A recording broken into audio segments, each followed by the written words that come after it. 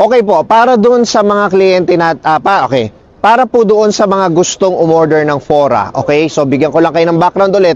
Ang Fora, siya po ay pang-maintain natin sa buhok, pagbigay, yan ay nagbibigay solusyon sa lahat ng problema natin sa buhok. Okay, so para doon sa mga gustong umorder niyan, nasa caption po namin ang number, nasa caption po namin ang link, nasa caption po namin lahat ng information na gusto ninyong malaman. Okay? So, makinig po kayong mabuti dito sa video na ito dahil kung pakikinggan ninyo itong video na to, wala na po kayong itatanong. Dahil nandyan na po lahat. Kung meron kayong katanungan, merong number dyan.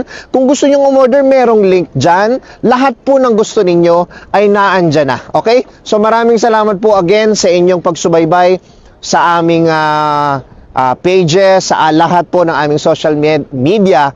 At kami po ay maraming salamat talaga sa inyo. Ay, natutuwa po talaga ako sa lahat na nangyayari. Napakaganda ng taon natin ngayon. Lalo na pumasok itong Fora.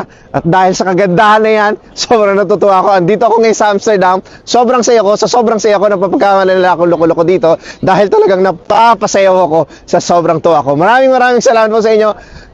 Yun lang po. Thank you.